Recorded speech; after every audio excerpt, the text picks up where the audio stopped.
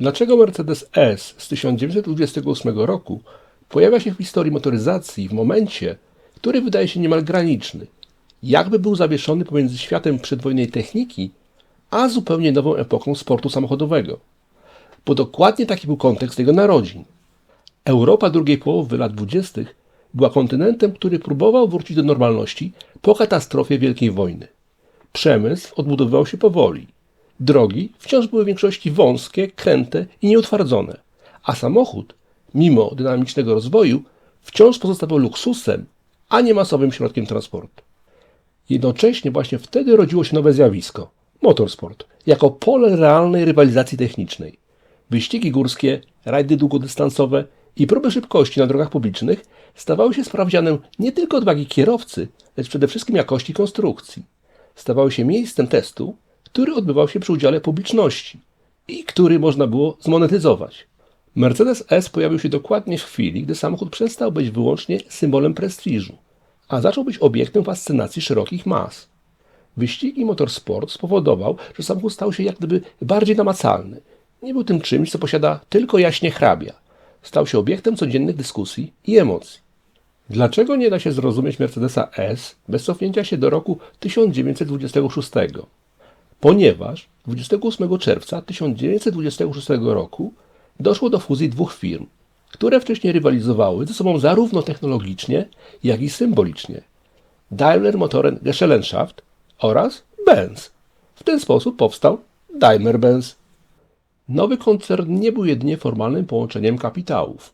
Był próbą przetrwania w trudnych realiach gospodarczych Republiki Weimarskiej i jednocześnie próbą zdefiniowania nowej tożsamości. Daimler-Benz musiał pokazać światu, że potrafi tworzyć samochody lepsze niż suma swoich części składowych, a modele z literą S stały się jednym z pierwszych sprawdzianów sensu tej fuzji. Ale dlaczego właśnie samochód sportowy stał się polem, na którym nowy koncern chciał się wykazać?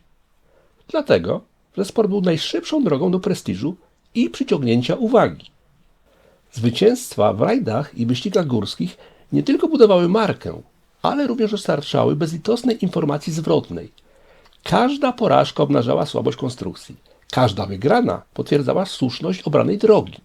W tym sensie sport był dla Daimler-Benz poligonem doświadczalnym, brutalnym, ale uczciwym. Mercedes S nie był projektem gabinetowym. Był odpowiedzią na realne warunki rywalizacji. Gdzie w tej historii pojawia się Ferdynand Porsche i dlaczego jego obecność jest raczej wyczuwalna niż eksponowana? Ferdynand Porsche był jednym z tych inżynierów, którzy rzadko potrzebują podpisu pod dziełem, by było jasne, skąd pochodzi jego logika. Jako dyrektor techniczny Daimlera w pierwszej połowie lat 20. pozostawił po sobie zestaw idei, które zaczęły żyć własnym życiem. Obniżenie ramy, zmiana proporcji samochodu, przesuwanie masy w głąb podwozia, myślenie o prowadzeniu jako o równorzędnym celu konstrukcyjnym. Gdy doszło do fuzji i gdy Porsche stopniowo oddalał się od firmy, powiedzmy sobie szczerze, został podstępnie wywalony. Te idee nie zniknęły. Wręcz przeciwnie, stały się fundamentem dalszego rozwoju na wiele lat. I tu mała dygresja. Ze wspomnień syna Porschego, też Ferdynanda, przebija się obraz jego ojca jako osoby zgorzkniałej, faktem, iż zatrudnia się go na 2-3 lata, potem zwalnia pod byle pozorem, a na jego projektach firma jedzie przez następne dziesięciolecie. Było to zresztą przyczyną, dla której Ferdynand Porsche, ojciec, podjął decyzję o utworzeniu własnego biura projektowego. Pracowanie na własny rachunek poprzez tworzenie projektów, które sprzedawał potem z powodzeniem producentom samochodów, jak i czołgów. Porsche zatem nie był twarzą Mercedesa S, ale jego cień pada na całą konstrukcję i wiele kolejnych modeli. Co konkretnie odróżniało Mercedesa S od wcześniejszych dużych Mercedesów? Przede wszystkim architektura. Rama została obniżona, to samo w sobie było decyzją radykalną w epoce wysokich, powozowych konstrukcji. Silnik cofnięto wyraźnie w stronę środka auta, poprawiając rozkład mas. Nawiasem mówiąc, rozwiązanie z cofnięciem silnika maksymalnie za przednią oś zastosowało też Ferrari, jakieś 35 lat później, w GTO 250, ale miały już wcześniej Bugatti T35, bo w 1924 roku. Wracając do Mercedesa. Te zmiany nie były widoczne na pierwszy rzut oka, ale ich skutki były odczuwalne natychmiast. Samochód prowadził się stabilniej, reagował szybciej i co kluczowe, przestał zachowywać się jak ciężki obiekt wypychany przez własny przód. Przestał być karocą z doczepionym silnikiem zamiast koni. Mercedes S był jednym z pierwszych dużych samochodów, w których masa zaczęła pracować dla kierowcy, a nie przeciwko niemu. Dlaczego sprężarka stała się tak charakterystycznym elementem tej rodziny? Ponieważ dawała przewagę, ale pod warunkiem umiejętnego użycia. Sprężarka w Mercedesach S nie działała nieustannie. Aktywowała się dopiero przy pełnym otwarciu przepustnicy, zmieniając charakter silnika niemal natychmiast. Kierowcy z epoki opisywali ten moment jako gwałtowne przebudzenie maszyny. To nie była moc dostępna zawsze. To była moc dostępna wtedy, gdy naprawdę była potrzebna. Doładowanie w Mercedesie S było decyzją taktyczną, nie demonstracją siły wszędzie i zawsze. Dlaczego zatem pomimo tych zalet Mercedes S nie był jeszcze samochodem idealnym? Bo wciąż pozostawał duży i długi. Na prostych odcinkach był niemal bezkonkurencyjny, ale w wyścigach górskich i rajdach, gdzie liczyła się szybka zmiana kierunku, długość i masa zaczęły ciążyć. Sport bardzo szybko pokazał, że sama poprawa balansu nie wystarczy. Tam, gdzie kończyła się prędkość maksymalna, zaczynały się ograniczenia geometrii. Czy odpowiedzią na te ograniczenia był model SS Supersport?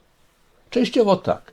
SS przyniósł większą pojemność, jeszcze potężniejszy moment obrotowy i jeszcze bardziej brutalny charakter. Był samochodem, który potrafił dominować na długich odcinkach i w wyścigach wymagających surowej siły. Jednocześnie jeszcze wyraźniej pokazał, że problemem nie jest brak mocy, lecz zdolność do jej wykorzystania w trudnych warunkach. SS był eskalacją, która obnażyła granice dotychczasowego myślenia. Zatem kiedy nastąpiła prawdziwa zmiana kierunku? Wtedy, gdy zdecydowano się skrócić podwozie. Koncepcja kurs, czyli krótki, była przyznaniem się do tego, że długość, która dawała stabilność na prostych, była przeszkodą w górach. Skrócenie rozstawu osi zmieniło charakter auta w sposób fundamentalny. Samochód stał się bardziej reaktywny, łatwiejszy do ustawiania w zakręcie i mniej oporny przy zmianach kierunku. SSK nie był kompromisem. Był korektą filozofii. Dlaczego SSK tak szybko zaczął wygrywać? Bo idealnie wpisał się w realia sportu końca lat 20. Wyścigi górskie i rajdy rozgrywane były często w fatalnych warunkach, na mokrych, wąskich drogach, przy zmiennej pogodzie. Krótszy Mercedes z ogromnym momentem obrotowym i sprężarką działającą na żądanie dawał kierowcom przewagę tam, gdzie liczyła się precyzja i kontrola. SSK był samochodem zaprojektowanym pod rzeczywistość, nie pod ideał. Jak w tym wszystkim postrzegać Mercedesa S z 1928 roku? Jako fundament. To właśnie w nim po raz pierwszy wprowadzono zmiany, bez których późniejsze sukcesy byłyby niemożliwe. Obniżona rama, cofnięty silnik, nowe podejście do balansu. Wszystko to pojawiło się właśnie tutaj. Mercedes S nie był legendą samą w sobie. Był początkiem drogi do legendy. Ale dlaczego ta historia wciąż fascynuje niemal 100 lat później? Myślę, że dlatego, bo pokazuje moment, w którym inżynieria zaczęła wyprzedzać intuicję. Fuzja z 1926 roku stworzyła warunki organizacyjne. Idee wypracowane wcześniej nadały kierunek. Sport bezlitośnie sprawdził wszystko w praktyce. Mercedes S z 1928 roku to nie relikt. To pierwszy rozdział nowoczesnego myślenia o samochodzie sportowym.